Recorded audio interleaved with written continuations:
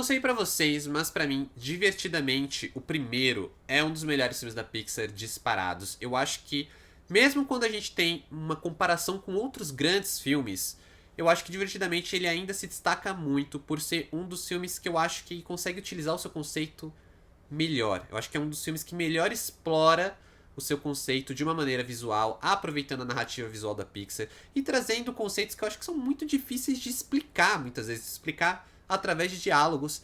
E no caso do primeiro filme de Divertidamente, eles conseguem explicar de uma maneira visual muito interessante, que eu acho que funciona para crianças e para adultos. E aí a gente vai ter o abstrato, a gente vai ter o subconsciente, como se formam sonhos. E tudo isso é feito de uma forma tão bonitinha e tão magistral na mensagem, né, o fechamento dele sobre a importância das emoções, a importância de sentir tristeza, que eu acho divertidamente uma obra-prima. E aí, o Kelsey Man, ele pegou o que já era perfeito e ele tentou. Não dá pra dizer que ele não tentou. Fala galera, aqui quem fala é o Adam, sejam bem-vindos ao canal. Aproveita para se inscrever se for novo por aqui e já aproveita para deixar um like e me seguir nas outras redes sociais. O arroba está aqui na tela e os links na descrição do vídeo. E vamos falar hoje de Divertidamente 2, filme do Kelsey Man, que aí dá continuidade e segue essa meio que nova tradição da Pixar de continuações. Agora nós acompanhamos Riley no início da sua puberdade, enquanto também acompanhamos uma jornada de alegria e as outras emoções em busca do senso de si da Riley, que acaba se perdendo quando a ansiedade, uma nova emoção, toma conta do painel de controle.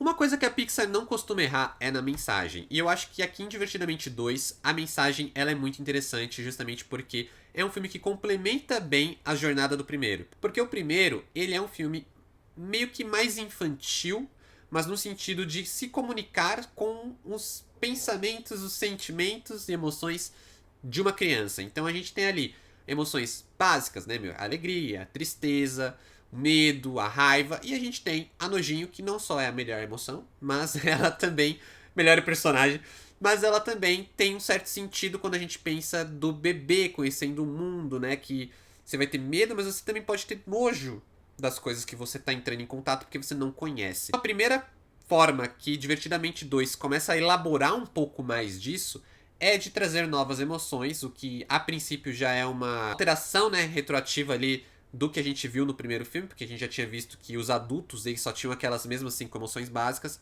então onde estava a ansiedade?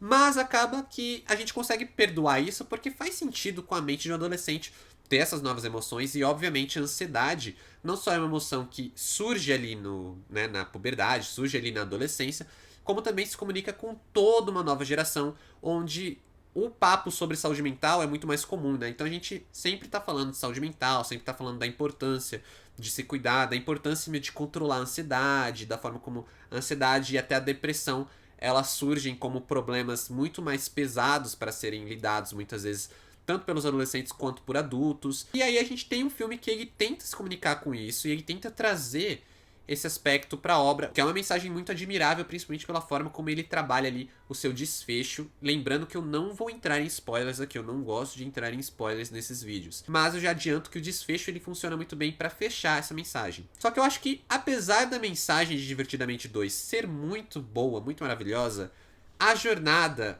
já não me ganha tanto. E aí, por que a jornada ela já não funciona tão bem para mim, por exemplo? Porque no primeiro filme a gente tem meio que duas jornadas paralelas, né? A gente tá acompanhando a jornada da alegria e da tristeza, que estão tentando voltar pro painel de controle, né? Que é pra mente da Riley, enquanto a gente tá acompanhando como isso afetou a Riley no mundo real, né? Então a gente tá vendo aquele momento de confusão da personagem, que ela acabou de sofrer com uma mudança de cidade, então não tem mais os amigos, não tem mais aquele ambiente seguro que já tinha sido construído. E a gente vai entendendo como isso vai acontecendo, como isso afeta a personagem, justamente por causa da jornada da alegria e da tristeza, quando a gente está acompanhando as emoções. Então são duas jornadas que elas se complementam muito bem, elas se refletem ali de uma forma muito boa, enquanto as desse filme, por mais que elas também façam sentido, principalmente quando a gente tem a introdução das novas emoções, a jornada da alegria e das emoções antigas ela não é tão interessante, ela acaba se perdendo nesse sentido. Porque, além dela ser meio que um repeteco do que a gente já assistiu no primeiro filme, falta a complexidade que Divertidamente tinha antes, que eu acho que é tão interessante e funciona tão bem pro primeiro. Esqueça o abstrato, esqueça o subconsciente e esqueça a imaginação e os sonhos.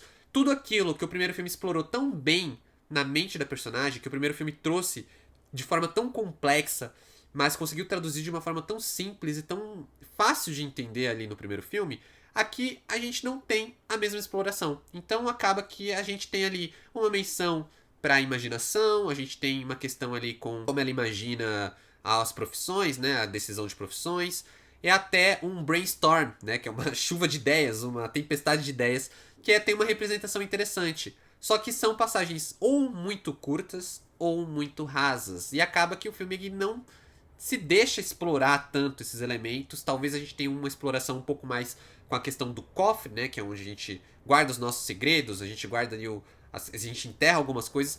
Mas que também parece meio que uma releitura do que a gente já teve no primeiro filme, com o subconsciente, com as memórias que a gente esquece. Tudo isso vai ficando meio de lado e torna a jornada muito mais simples, né? A jornada da alegria nesse filme, da alegria e das outras emoções, claro, ela é muito mais simples. E ok ser mais simples, eu acho que funciona se você quiser ser mais simples aqui, para elaborar um pouco mais no que interessa, que é a ansiedade, que é o papel da ansiedade e das novas emoções, que são inveja, vergonha e tédio.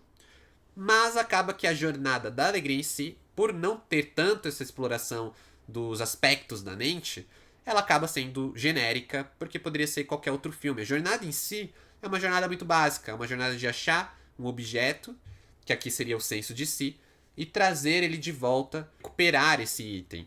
Então assim, a jornada ela é muito ok. Então isso já me perde bastante em comparação ao primeiro filme, porque para mim o destaque do primeiro filme era como ele trabalhava vários conceitos que aqui eles ou são só mencionados ou eles não importam muito para a jornada da alegria. E aí, como eu falei, isso poderia ser compensado pela forma como o filme trabalha a ansiedade e as novas emoções. E aí a gente tem outra questão. A ansiedade, que foi muito divulgada, né? Foi o grande chamariz do marketing da vez. Ela realmente funciona muito bem. Eu acho que ela é um grande destaque. Ela funciona tanto na mensagem, quanto funciona como uma personagem nova, como até uma certa antagonista. Acho que não daria pra falar que é a vilã, mas como antagonista, como desafio a ser superado. Mas as outras emoções, tirando o vergonha, que tem uma função narrativa bem lógica e bem interessante, elas não têm muito a lógica, assim, não são muito necessárias. Eu acho que elas estão ali muito mais para vender boneco do que necessariamente para ter uma função narrativa, porque o tédio e a inveja, elas para mim meio que não importam, assim, eu senti que poderiam não ser elas, poderiam não ser essas emoções, ou sequer elas poderiam estar no filme, poderiam só ter adicionado ansiedade, só que queriam adicionar mais emoções. Que sim, inveja e tédio até fazem sentido quando a gente pensa na Riley adolescente, né? O adolescente que vai querer outras coisas e se basear em outras pessoas que admira, como a gente tem aqui a relação da Riley com uma outra personagem. A gente tem o tédio, que é aquela coisa assim, talvez até para representar a depressão, porque a gente tem ansiedade, então a gente pode ter depressão, mas para não pegar tão pesado, chamaram de tédio. O que também faz sentido, porque a gente sempre tem aquela fase meio, ai, não aguento mais, sabe? Na adolescência e na vida adulta também. Então o tédio também faz sentido nesse prisma. Quando a gente olha o que faz sentido para um adolescente, as emoções novas de um adolescente, tédio e inveja fazem muito sentido. Mas narrativamente, o tédio não tem muita função, além de ser meio chatinho mesmo. E a inveja é meio que um braço da ansiedade. Então, assim, a inveja, ela vai ser meio que o braço direito da ansiedade, o pau mandado da ansiedade. A ansiedade quer alguma coisa, a inveja vai lá e fala assim, é isso mesmo, eu concordo com você. E realmente o único momento que a gente tem da inveja sendo inveja é uma cena onde ela comenta do cabelo da Nojinho e, consequentemente, também a gente tem a Riley comentando do cabelo de outra menina, tipo, nossa, seu cabelo é muito legal. Tipo, queria ter o mesmo cabelo, assim. Então a gente tem a inveja sendo inveja, mas narrativamente o que a inveja faz é ser o braço direito da ansiedade. E é isso. E eu não sei como isso poderia se conectar de fato com a emoção da Riley. Assim, eu acho que não vejo a inveja e a ansiedade serem muito conjuntas, digamos assim. É claro que Divertidamente 2 ele consegue agradar e até surpreender pelo trabalho visual que ele realiza. Então, tanto as emoções novas, quanto os novos conceitos, quanto a jornada em si, né? Aquele universo, aqueles cenários, e que são muito bonitos, e são muito bem construídos. Gosto de como eles conseguem passar a Riley ficando adolescente, então a gente consegue ver realmente ela envelhecendo, sabe? Eu acho isso muito legal, como eles conseguem trazer. Porque é um desenho, né? Então, mas eles conseguem trazer em vários detalhezinhos a personagem ficando mais velha. Também os detalhes visuais das cores, que eu acho que é muito legal, porque eles vão mostrando as emoções gerais através das cores que a gente já aprendeu a relacionar com as emoções. Então, se no primeiro filme a gente tinha, por exemplo, a alegria com a cor amarela e a raiva com a cor vermelha, o uniforme do hockey que a Riley usa justamente essas duas cores, que são a cor amarela e a cor vermelha, porque é um jogo, né, um esporte que vai trazer felicidade, mas também vai lidar com essa brutalidade.